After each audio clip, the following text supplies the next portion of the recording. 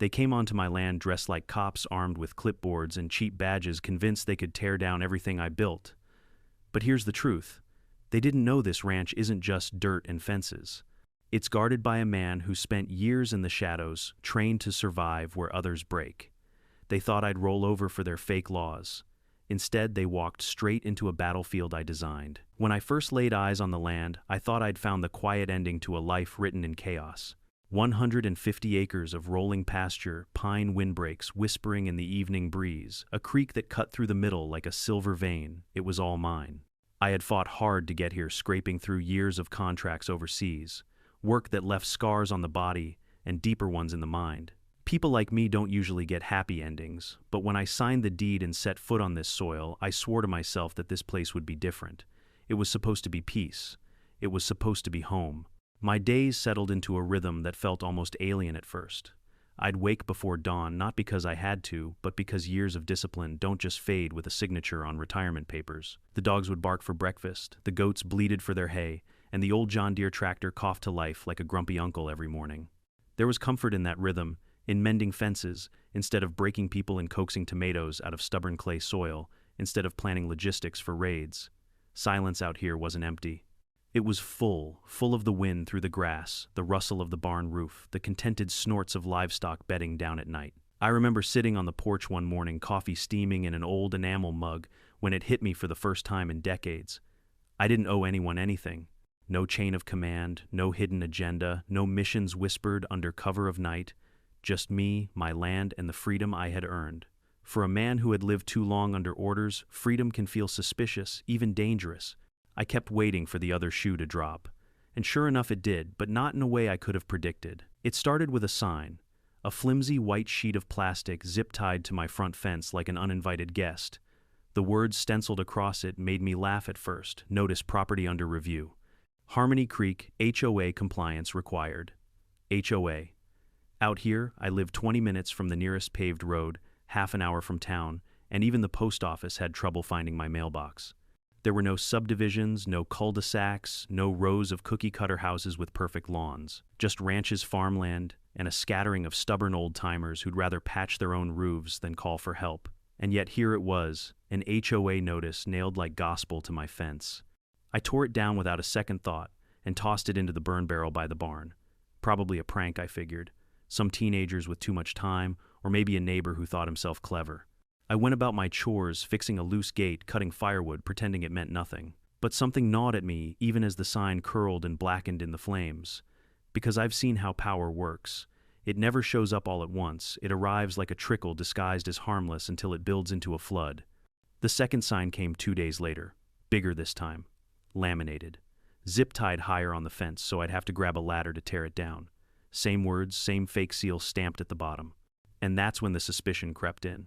This wasn't a prank. Someone out there believed they had authority here. Authority over me. Old instincts stirred awake. You don't spend years in places where a wrong turn can cost lives without learning to recognize the scent of an operation. Whoever was behind this wasn't just bored. They had intent, maybe even backing. I stood at the fence line staring at that second sign and felt a pulse of something I hadn't in years, anger sharpened by focus. This was my land, legally purchased, taxes, paid deed, recorded at the county courthouse. No committee of strangers had any claim here. But the problem with people like that, people who get drunk on the smell of control, is that they don't need a claim. They just need a clipboard and a little fear to spread like wildfire. That night I sat at the kitchen table and wrote down everything I'd seen, the wording of the sign, the fake HOA name, the time I found it. Old habits die hard, and I kept logs the way I used to write field reports. If there was a fight coming, I wanted a record. By the third day, the silence of the ranch felt heavier. My dogs barked more often at shadows near the fence line. I thought I caught movement once figures at the edge of the woods watching retreating when I turned on the floodlights. Neighbors who once waved from their trucks as they passed on the gravel road drove by faster eyes fixed forward, not meeting mine. Something was shifting. That's when I understood the HOA signs weren't just meant for me. They were meant for everyone else. A warning, a message, painting me as the outlier, the non-compliant. They wanted me isolated. That's how control starts. Convince the group one man is the problem, then break him down piece by piece. I went to bed late that night, rifle propped against the wall, coffee thermos still warm on the nightstand. I told myself it was just paranoia, just old training, flaring up in peacetime. But in my gut, I knew the truth. Peace had never been the whole story. Not for me. And certainly not for Karen, though I didn't know her name yet. Because in less than 24 hours, she would drive up my gravel road in her spotless SUV, pastel blouse-mirrored sunglasses reflecting the land she thought she owned. And she would introduce herself not just as a neighbor, but as the president. The president of an HOA that didn't exist until she decided it did. And that was the day my quiet ranch life turned into a war zone. The morning she arrived, I was knee-deep in mud fixing a busted water pipe that had frozen overnight. My hands were raw, cold, and slick with rust and grit when I heard the crunch of tires on gravel. At first, I thought it was a delivery truck. Nobody else ever bothered to drive this far down the road. But the sound was too deliberate, slow, purposeful, like a patrol car pulling someone over. I straightened, wiping my hands on a rag, and that's when I saw it. A silver SUV, spotless, as if it had just rolled off the showroom floor, crept up the driveway, and stopped halfway across the gravel, angled like it was blocking a road. The door opened and out stepped a woman who didn't belong out here. Not by a long shot. She wore a pastel pink blouse tucked into pressed khaki shoes so white they practically glowed against the mud. Mirrored sunglasses hid her eyes, but the tilt of her chin told me everything I needed to know. This wasn't a social call. She carried herself like she owned the ground beneath her feet, clipboard tucked under her arm like a sidearm, as if authority itself had dressed her that morning. I leaned against the fence post, waiting. "Help you?" I asked, voice flat. She smiled like she was hosting a bake sale. "Good morning, I'm Karen Whitfield, president of the Harmony Creek Homeowners Association." The words hit me like a bad punchline. I actually laughed. "This is farmland, lady. There's no HOA out here." Her smile didn't falter. "Oh, but there is. Harmony Creek HOA is a chartered community coalition dedicated to maintaining environmental and visual standards for the benefit of all residents. And you, Mr. She glanced down at her clipboard as if checking my file. "You're currently in review." In review, I repeated like she'd just informed me my goats had a driver's license renewal due. "Yes. We've noted several infractions. Fence height discrepancies, unauthorized livestock structures, satellite dish visibility from the southern corridor. We're currently in an awareness phase, but citations will begin at the end of the month." I stared at her mud still dripping from my boots. "You can't cite a goat." She tilted her head, sweet as sugar. "We don't cite the goats. We cite their owners." For a moment, the only sound was the wind whistling through the pasture. I could feel my pulse slowing into something dangerous the way it used to when I knew trouble was sizing me up. She handed me a manila envelope heavy labeled "Action Required." I didn't open it. I tossed it into the bed of my truck. "You're trespassing," I said. Karen ignored me, pivoting on her heel like she had just delivered a jury summons. She walked back to her SUV with calm, measured steps, climbed in, and drove away, gravel spitting under her tires. I climbed into the truck and opened the envelope. Inside, page after page of regulations, complete with diagrams of my barn, red-circled photos of my fencing from angles I didn't even know existed. Someone had been watching my land. Watching me. My blood went cold. I fed the entire packet to the burn barrel that evening, watched the flames lick at the papers, turning her regulations into ash. But I knew enough about people like her to understand this wouldn't be the end. This was just the opening salvo. The next day proved me right. I woke to find new signs plastered across my property. Not just the fence this time, but nailed to the barn door, zip-tied to the gate, even one laminated and stapled high into the post by the driveway. They were bigger, bolder, stamped with fake seals, all shouting the same message. "Under enforcement review, violations pending." I tore them down one by one, fury heating my blood. When I ripped the last sign off the barn, I noticed something strange. Fresh footprints in the mud. Not mine, not the dog's. Too large to belong to anyone but outsiders. That evening, as the sun dropped behind the tree line, I spotted them. 2 men walking my fence line like soldiers on patrol. They wore khakis and cheap tactical vests, iron-on patches stitched crooked across their chests that read HOA Patrol. One carried a walkie-talkie, the other scribbled into a notebook. I stepped off the porch. "Something I can help you with, boys." They froze, caught like deer in headlights. One of them stammered, "We're conducting a compliance sweep under HOA protocol." "Got a badge?" I asked. "We operate under the Harmony Creek Charter," the other answered, trying to sound official. "Great," I said. "Then you're trespassing under the Whitaker Ranch Charter. Now leave." They shuffled, exchanged looks, then retreated to their SUV. As they drove off, a clipboard slipped from one man's grip and landed in the dirt. I picked it up. Inside, I found patrol maps. Routes sketched across multiple properties, each one marked with red X's. My land was labeled Alpha, high resistance. That night, I called an old friend in town, a sheriff's deputy named Grant. When I explained what I'd seen, he whistled. Karen Whitfield, he said. She's been trying this crap for a while. Filed complaints about the feed store called Livestock Noise a disturbance. Always brushed off because no one took her seriously. But sounds like she's escalating. Escalating. That word sat heavy in my gut, because escalation doesn't end at signs and fake clipboards. Escalation means intent, means backup, means preparation for the next move. I checked my security cameras, replaced the batteries and the motion sensors, wired up the floodlights I hadn't needed in years. Nothing lethal, just enough to remind anyone foolish enough to cross my line that this land bites back. That night, as I locked the barn, I looked out at the horizon and saw headlights lingering far longer than they should have on the dirt road. Whoever they weren't lost. They were watching. Karen had made her move, and I knew in my bones the next one wouldn't be as polite. The days that followed were like watching a storm gather on the horizon. It didn't hit all at once, but piece by piece, little shifts made it clear that peace on the ranch was slipping away. At first, it was the signs bigger, heavier, more permanent. One morning, I found a sheet of plywood nailed right to the gate, spray-painted with bold letters, violations pending. Property under enforcement. Not laminated this time. Not something a gust of wind could carry away. This was built to last. But the real escalation wasn't the signs. It was the people. I started spotting them more often, men in their 30s or 40s moving in pairs along the fence line like they were conducting military patrols. They weren't neighbors. I knew every farmer within 10 miles, and these weren't any of them. They wore khakis boots and those same ridiculous tactical vests with iron-on patches stitched across the front HOA patrol.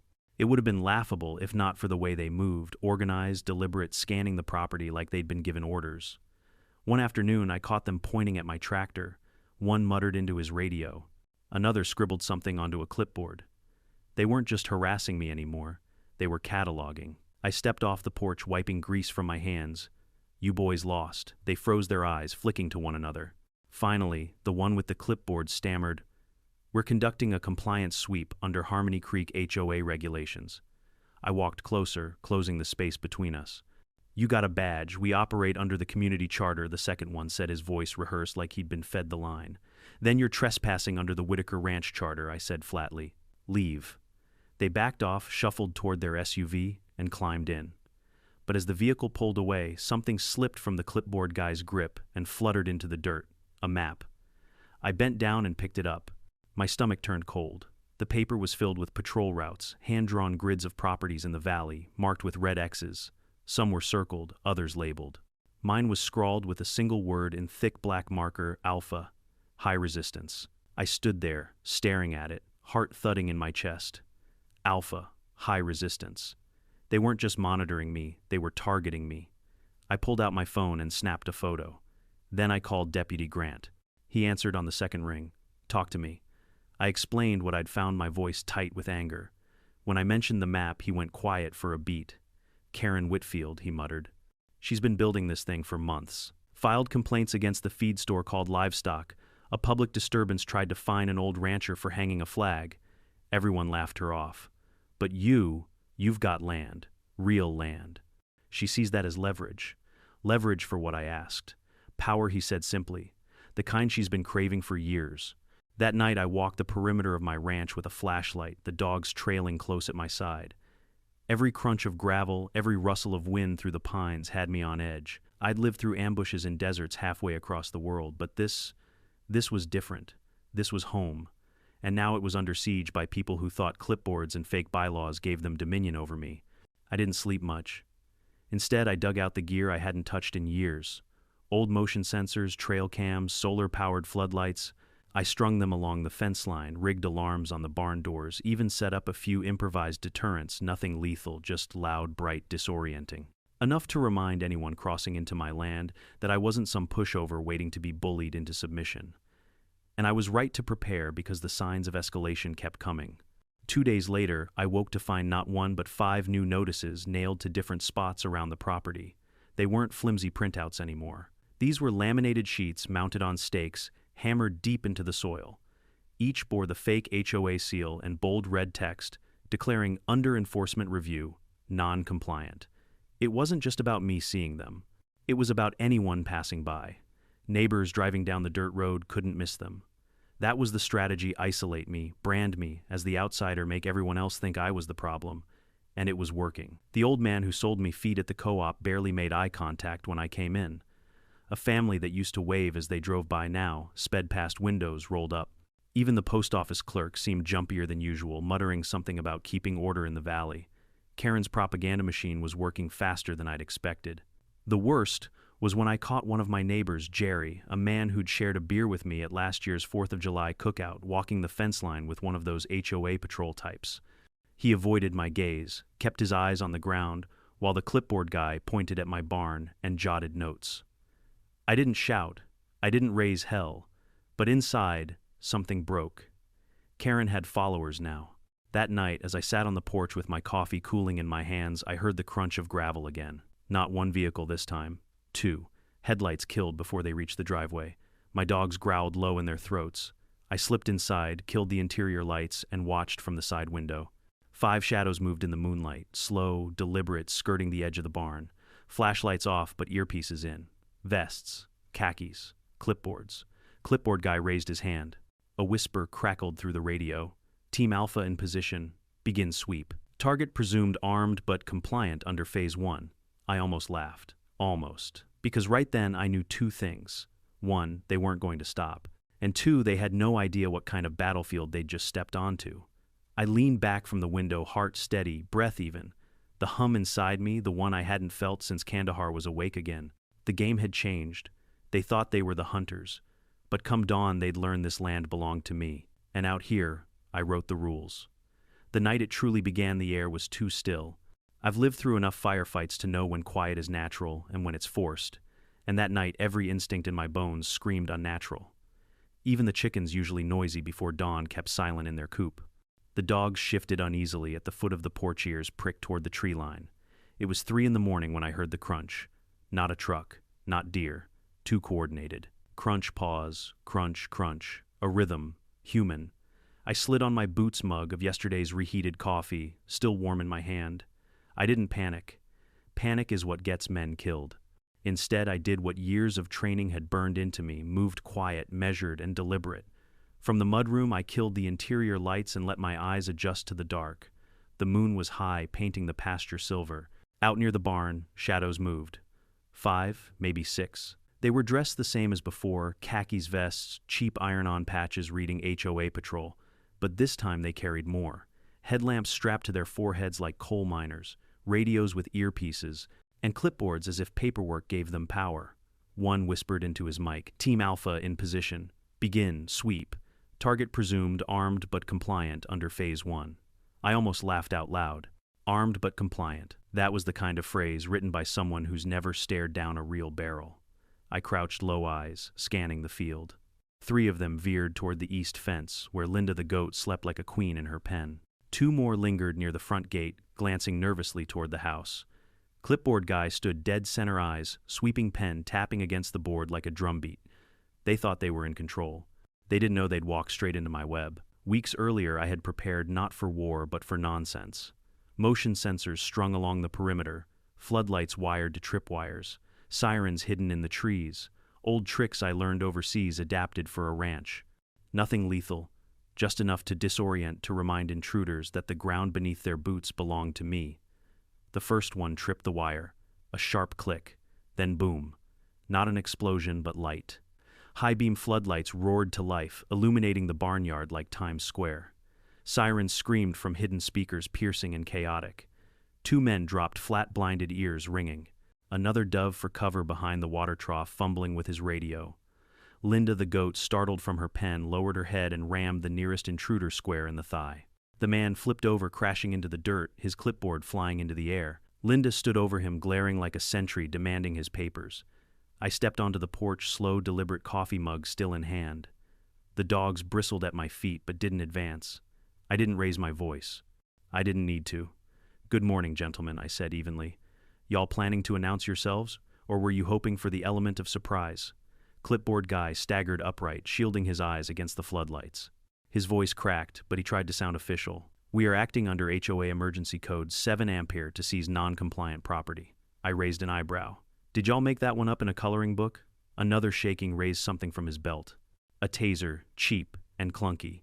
His hands trembled. This is a citizens enforcement zone. We are within operational bounds. I took one step down from the porch, never breaking eye contact. You're in my yard. Armed. Threatening seizure of property, under laws printed off at a library computer. That's not enforcement, that's trespassing. Clipboard guy reached into his folder and pulled out papers. This document authorizes us. I snatched it before he could finish. Half the pages were marked. Draft 1 had a coffee stain. Another, a slice of melted cheese fused to the corner. I held it up, shaking my head. This looks like it was written by a sleep-deprived 10th grader with control issues. Before he could respond, a new sound cut through the chaos. Tires crunching gravel. Not theirs. This time, real. Red and blue lights stuttered down the driveway like divine judgment. A sheriff's cruiser rolled in, slow and deliberate. The fake enforcers froze. Clipboard guy muttered into his mic, "Abort. Abort." But it was too late. Deputy Grant Sheriff Langston Tomo stepped out of the cruiser. Square jaw, eyes narrowed, hand resting on his holster. He scanned the scene, my floodlights glaring, intruders scattered across the yard, Linda glaring at a man who dared to step near her pen. "Whitaker," he said, voice flat. "What the hell is this?" I sipped my coffee. "Pre-dawn theater," I answered. "Opening act HOA SWAT team." Langston turned to the group. Hands where I can see them. "Drop the clipboards." One man stammered. "We're acting under civilian compliance jurisdiction." Langston walked up, grabbed the badge off the nearest vest, and ripped it clean away. He held it up, reading. "Compliance Officer Tier 2, buddy, you're lucky this doesn't say mall cop." He pulled a leather-bound binder from one of their packs. On the cover, Harmony Creek Compliance Authority, Internal Codex. He flipped it open, shaking his head at color-coded charts, laminated bylaws, violation classes ranging from fence misalignment to hostile rooster activity. "I've seen cults with fewer rules," he muttered. I caught his eye. "Karen," he nodded. "Yeah, this has her fingerprints all over it." By the time the cuffs clicked onto their wrists, my yard looked like a stage. After the curtain fell, papers, scattered radios, abandoned clipboards broken in the dirt. But my gut told me this wasn't the finale. Karen wouldn't back down. Not after tonight. And I was right. Because later that very night, while the sheriff was still filing reports, I found a new envelope in my mailbox, stamped certified. Inside was a lawsuit Karen suing me for hostile disruption of sanctioned community action. And tucked behind the legal jargon was a list of names, not just mine, neighbors, people I'd shared meals with, and next to one name in sharp black ink a single word, informant. My blood ran cold. This wasn't a feud. This wasn't petty power. This was war. Sheriff Langston didn't waste time after that night. He stayed long enough to slap cuffs on the so-called HOA patrol, read them their rights, and haul them into the back of his cruiser. But I knew the paperwork alone wouldn't scratch the surface of what was really going on. Karen wasn't just improvising with clipboards and laminated signs. She had a system, rules, ranks, patrols, even a script. And systems don't grow this fast without money planning and a leader pulling strings behind the curtain. The following morning, Langston called me into town. The sheriff's office was a squat brick building with more dust than staff, but it smelled like law and order all the same. When I walked into his office, he had the binder open on his desk. Pages spread everywhere, laminated charts, lists of violations, detailed patrol routes. One page in particular was highlighted in neon yellow. It had my name scrawled across the top, underlined twice, with the classification high resistance, target alpha. Langston rubbed the bridge of his nose. "I've seen a lot in this county. Bootleggers, cattle thieves, meth labs out in the sticks. But this," he tapped the binder, "this is organized harassment. Someone's building an army with office supplies." I leaned on the desk. "This isn't just about harassment. Look at the structure. They've got classes of violations, patrol sectors, enforcement tiers. This is training material. A damn manual." He nodded grimly. "We're treating it as fraud and impersonation for now. But I've got a bad feeling this goes deeper." As if to prove his point, he slid a folded sheet across the desk. "We pulled this off one of the men we arrested last night. It was a spreadsheet, names, addresses, and notes scribbled in shorthand. Beside my property, written in all caps, obstructionist, escalate pressure. Several other names were crossed out, marked with words like compliant or exit achieved. These people sold their land," Langston explained, voice low, cheap, quick. Didn't make sense at the time, but now I'm starting to think they were forced out. I clenched my fists. My ranch wasn't just land, it was my last shot at peace. And now Karen was turning it into a battlefield. That night the valley felt colder. Neighbors who once waved now turned their heads away. Jerry, the same man who once helped me raise a barn beam, avoided eye contact when I passed him on the road. Even the feed store clerk shifted uncomfortably, raising his prices a few cents each time I came in. Karen's poison was spreading, and it was working. 2 days later, I found flyers staked into the ground at the road entrance. Grainy aerial photos of my ranch, probably from a drone printed in black and white. Bold letters underneath read Zone B non-compliant, high risk. Bullet points listed my so-called violations: unauthorized livestock, hostile behavior, illegal fencing. At the bottom, residents are advised to avoid contact. It hit me harder than I expected. Isolation is a weapon, and she was wielding it masterfully.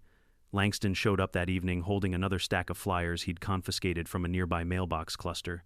She's not backing down. She's doubling down. And I've got word she's holding a community meeting tomorrow. No permit, just her driveway, a folding table, and a microphone. I stood on the porch, coffee steaming in my hands, and nodded. Then it's time I saw what she's building. The next evening, I parked across from Karen's sprawling suburban-style house. The driveway had been transformed into a rally stage. A fold-out table sat at the front, stacked with clipboards and laminated sheets. Behind it, a cheap microphone crackled on a stand. A hand-painted sign read "Emergency Compliance Briefing, Tier 3 Response." At least 15 people stood in the crowd. Some looked confused, others looked eager. A few wore reflective safety vests, stenciled with the fake HOA logo. Karen tapped the mic, her voice cutting through the dusk. "We are under siege," she announced. "Not from outsiders, but from within. One resident has refused compliance for 3 consecutive review cycles. He has verbally threatened officers. He has rejected dialogue." She held up one of the drone photos of my barn. "He thinks he's untouchable, but no one is above the rules." Murmurs rippled through the crowd. A few nodded, clapping faintly. Karen passed out flyers like communion wafers, her tone rising with righteous fervor. "He calls it freedom. We call it negligence, disorder, a threat to our community." I stood on the shoulder of the road, arms crossed, making no attempt to hide. When she pointed directly at me, I didn't flinch. Effective immediately, she declared the HOA is initiating community isolation protocol. No favors, no support, no engagement. The crowd clapped harder. My stomach sank. This wasn't just harassment anymore. This was indoctrination. She was building a regime, one clipboard at a time. Later that night, I found another laminated notice stuffed in my mailbox. This one was personal. Resident classification Tier 3, critical non-compliant. Below it, a list of demands: remove livestock, repaint barn, neutral gray attend, re-education seminar, and submit an apology statement to the board. The kicker, the seminar, was scheduled to take place in Karen's garage. One of the sessions was titled, "Silent Fences, How Your Property Speaks for You." I nearly choked laughing until I realized how dangerous it was, because people were actually buying it. Langston came by the next morning, his cruiser idling at the end of the driveway. "She's escalating again. You think she'll stop?" I shook my head, staring at the laminated notice still clutched in my hand. Number Karen doesn't stop. She doubles down. And the scary part, she's got people following her now. The sheriff exhaled, eyes grim. "Then we'd better get ready, because this isn't just about you anymore. She's aiming bigger. And I've got a bad feeling she's not working alone." That night, as I stood on the porch, listening to the hum of insects in the dark, I realized he was right.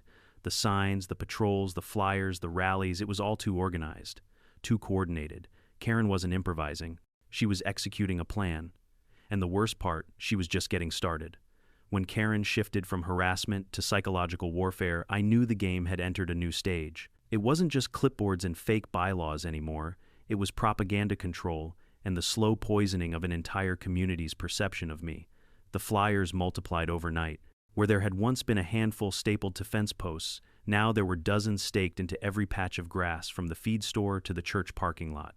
Each one carried the same aerial shot of my ranch with the words "non-compliant, high risk." Beneath that, the bullet points listed infractions as if they were criminal charges: unauthorized livestock, illegal fencing, hostile behavior toward officers.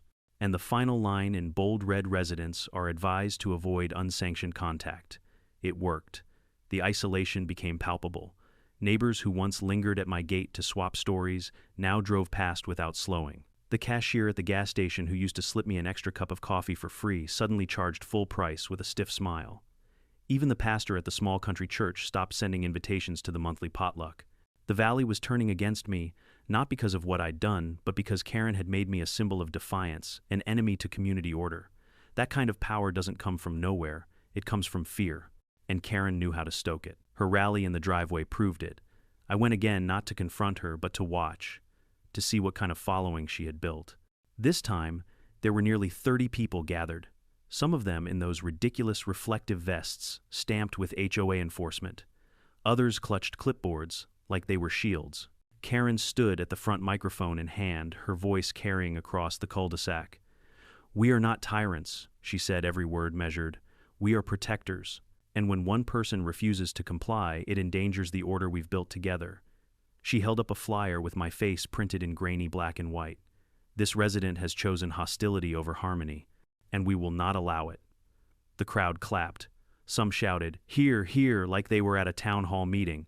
I stood across the street, arms folded, letting her see me. She didn't flinch. Instead, she pointed. "There he is, the problem. He mocks our rules, ignores our warnings, and insults our officers. He believes his land makes him untouchable, but we are stronger than any one man." For the first time, I saw not just her ambition, but her charisma.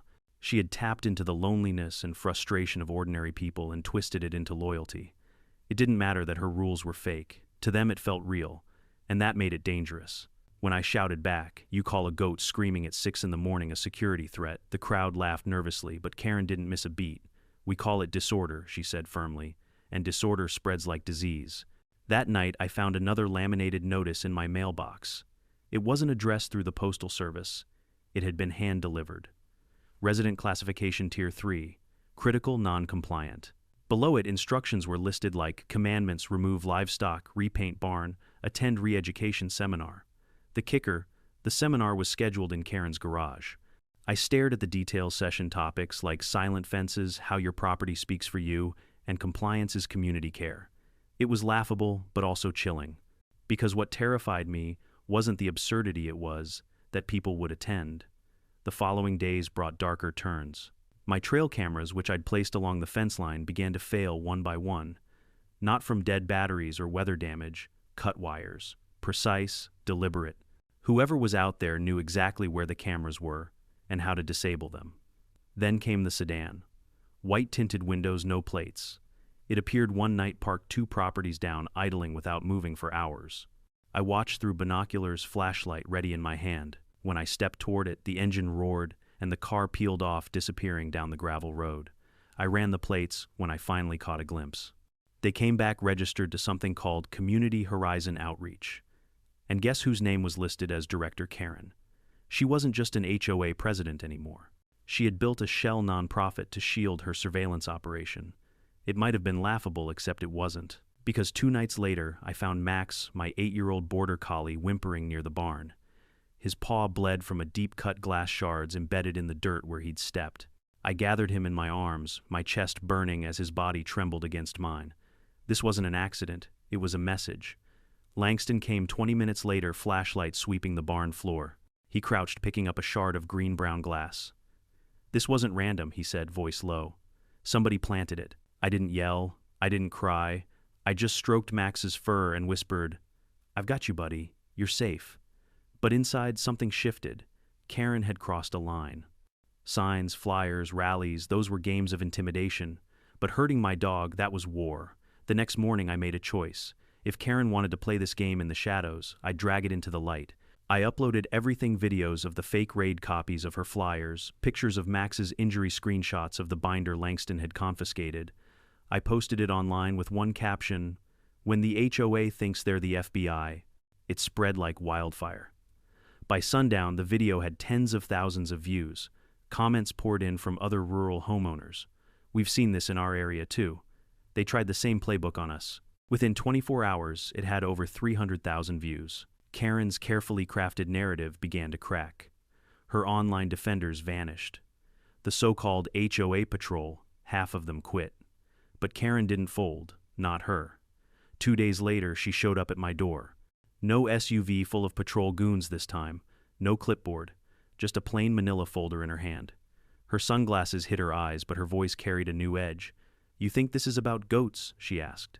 I said nothing. "You think this ends with me?" She stepped forward, pressed the folder against my chest. "You've kicked something you don't understand." And then she walked away, gravel crunching under her spotless shoes. Inside the folder were documents stamped with government seals I recognized, letters, memos, and a title that turned my blood cold. Rural Behavioral Management Phase 2. This wasn't just Karen anymore. This was bigger. Much bigger. The moment I opened that folder, my stomach dropped. I had expected more flyers, maybe some trumped-up legal threats written in Karen's flowery handwriting. But this wasn't Karen's doing, not entirely. These pages looked official. They carried seals, letterheads, formatting too clean to be mocked up on a home printer. And worse than that, I recognized some of the acronyms. I'd seen them before, years ago, stamped across documents I thought I'd left behind in a world of shadow operations and classified briefings. The top page read, Rural Behavioral Management, Phase 2. Underneath dense paragraphs, detailed community cohesion tactics, reintegration protocols, and resident classification systems. It wasn't just HOA cosplay anymore. This was doctrine, real doctrine. And it bore a disturbing resemblance to the strategies I had once seen deployed in war zones overseas, except this time it wasn't aimed at insurgents, it was aimed at citizens. I drove into town and met Sheriff Langston at the diner before his shift started. The place was quiet, just the smell of burnt coffee and bacon grease hanging in the air. I slid the folder across the table. "She gave me this," I said. Langston flipped through the pages, his jaw tightening with each turn. "Where the hell did this come from, Karen?" I said. "She handed it to me on purpose. Said I'd kick something I couldn't stop." Langston exhaled through his nose, a long, low sound that told me he was rattled. "This isn't fake. These seals, these stamps, they're real. If this is legit, it means she's tied into something bigger than this county. Bigger than me." By afternoon, he had called the county attorney, a woman named Caldwell. She drove out with an investigator and a portable scanner. They set up in my kitchen, scanning each page, running the seals through federal databases. By sundown, they had their answer. "It's authentic," Caldwell said grimly. "This program isn't on the books anymore, at least not officially. But parts of it, they were piloted in rural regions about 10 years back." I stiffened. I knew. Because I had been there. I had seen pieces of this exact doctrine drafted in conference rooms overseas. They called them post-conflict engagement zones. The language was different, but the intent was the same: reshape communities by controlling information, enforcing conformity, isolating dissenters. And now it was here, weaponized in the hands of a woman with a clipboard and a craving for power. The next morning, Langston and 2 agents rolled up to Karen's house with a warrant. I came along not as a deputy, not as a participant, but because I needed to see it. Karen answered the door with that same smug smirk she always wore. "Do you have a warrant?" she asked sweetly. Langston held it up. "Yes, ma'am. Signed and sealed." "You're making a mistake," she said, but she stepped aside, letting them in. Her house looked ordinary from the outside: neat garden beds, pastel paint, a wind chime tinkling in the breeze. But inside, it was something else. The living room was staged with framed photos of community events, most of which looked suspiciously like staged compliance seminars. And then, behind a false panel in her study, the agents found a narrow doorway leading into a hidden back office. The air inside was cold, recycled, humming with the faint buzz of electronics. Along the walls were binders, dozens of them, each labeled with chilling precision: resident tier guide compliance scripts, corrective language index, psychological reinforcement tactics asset conversion model. A whiteboard hung at the far end, covered in names and faces, maps of properties, arrows, and codes. My ranch was dead center, circled in red. Notes scrawled in marker red: subject wakes 4:50 a.m. Livestock fed by 6:00. Rarely visitors. Defiant, autonomous, vigilant. Langston turned to me, eyes wide. "They were profiling you." I swallowed hard. "Not just me. Look again." He flipped through more binders. 6 other residents. One labeled compliant, another marked exit achieved, another labeled pending disruption. That last one was a woman who had moved out just last month, selling her land cheap. On a map pinned to the back wall, 3 counties were covered in red, blue, and black pins. Each had codes beside them: P1 for probationary, P2 for persuasion, P3 for physical relocation encouraged. Langston stepped back, muttering, "This isn't HOA. This is psychological warfare." They boxed everything up: binders, maps, computers, even the monitors that still showed frozen camera feeds. One of those feeds was of my barn, another was of Jerry's front porch, another of the feed store parking lot. Back at the sheriff's office, the evidence piled higher. Caldwell shook her head, flipping through the files. She's tied into something bigger.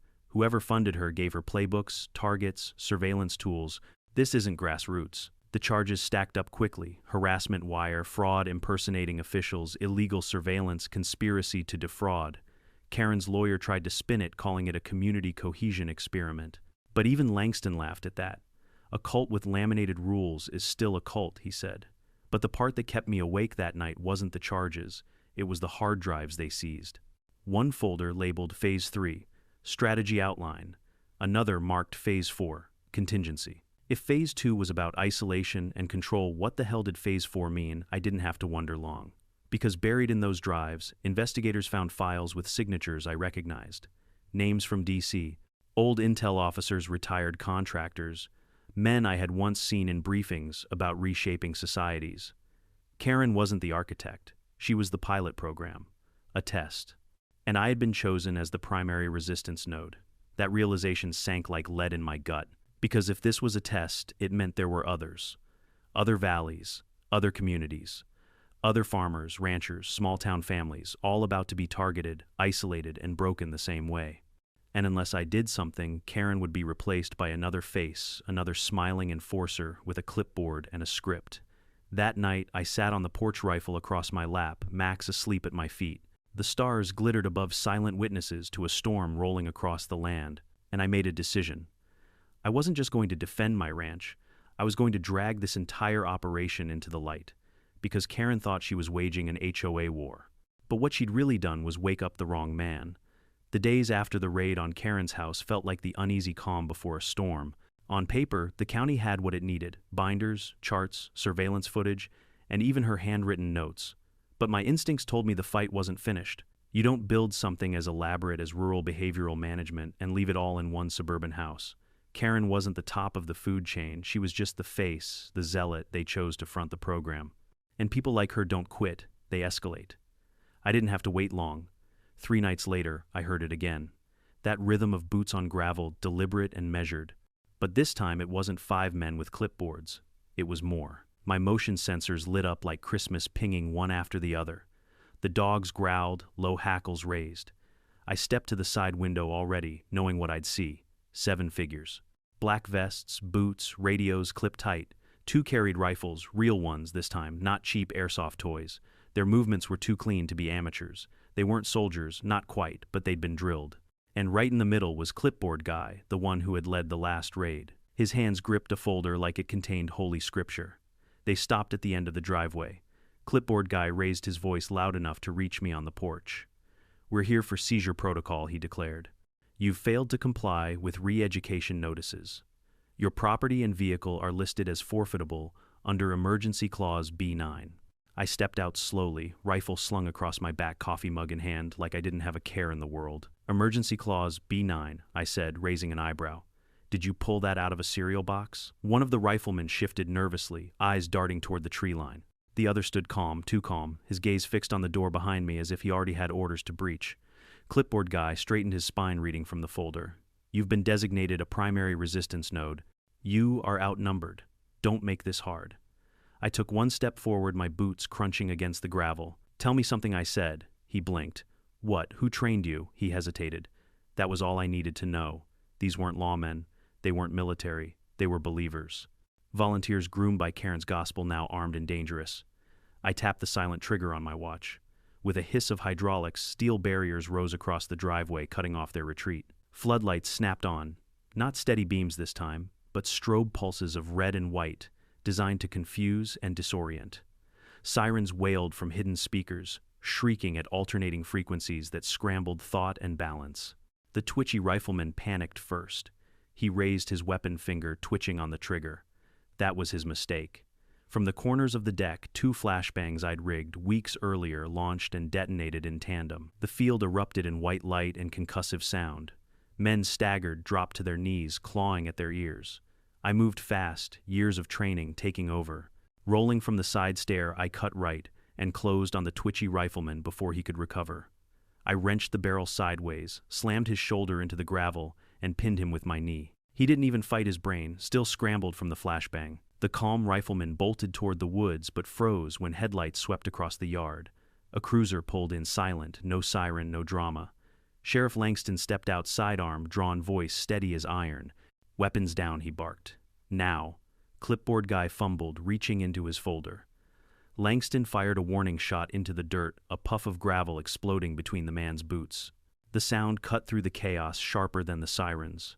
One by one, the intruders dropped their weapons. But then the woods shifted. 4 more figures emerged, hands raised, moving slow.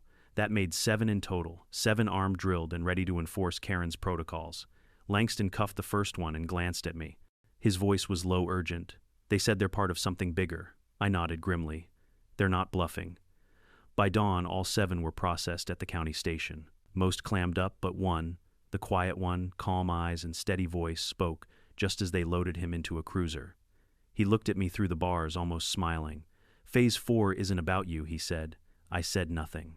"You think this ends here. You think it's about land number, it's about pattern disruption. You're not the enemy. You're the prototype." Then he winked, and they hauled him away. Later, while sorting their gear, Langston held up a badge stripped from one of their vests. "Enforcement Tier 1. Phase 4 certified." His jaw tightened. "You know what that means." "I do now," I muttered. The evidence they carried was damning: forged IDs, training schedules, even a group photo with 10 men in vests, Karen in the middle, smiling like a preacher at revival. Above the image, bold letters read, "Phase 4 Ground Team Unit 7, which meant there were at least 6 more teams out there. That night, Langston and I stood on my porch, Max limping at my feet, his eyes sharp on the tree line. The stars were bright, the night deceptively calm. "You think they'll come again?" Langston asked. "They won't stop," I said flatly. "Not until this goes public or I disappear." He studied me sideways. "You've got a plan," I nodded toward the last hard drive sitting on my table, still uncracked. It bore no label, just my name scrawled in thick black marker, Whitaker. "You gonna open it?" he asked. "Not yet," I said. "What are you waiting for?" I looked out across the dark field, the fences, the barn, the land I had bled to make my own. Leverage. Because I knew the truth. Once I opened that drive, everything changed. It wouldn't just be about my land. It wouldn't just end Karen's reign. It would expose the entire network, drag the truth into daylight. And it might just end me in the process. But I wasn't afraid. Because sometimes to kill a lie that big, you've got to burn it down from the inside out. And I was ready to light the match. When I look back at everything that happened, the fake signs, the patrols, the raids in the dead of night, I realize this story was never just about me or Karen. It was about how fragile freedom can be when ordinary people surrender their voices to fear and control. Karen didn't need real laws or real authority. All she needed was silence, compliance, and neighbors too afraid to question her clipboard. That's how tyranny begins, small, disguised as order, until it consumes everything. The lesson is simple but powerful. Never give away your right to stand tall on your own land, your own principles. Bullies thrive only when we look away. But when even one person refuses to bend, the facade cracks and truth finds its way out. So if this story struck a chord, I want to hear from you. Have you faced your own Karen? Have you seen power abused in your neighborhood? Share it in the comments. I read every one. And if you want more stories that expose the battles hidden in plain sight, subscribe and stay with us. Because sometimes the quietest streets hide the loudest wars.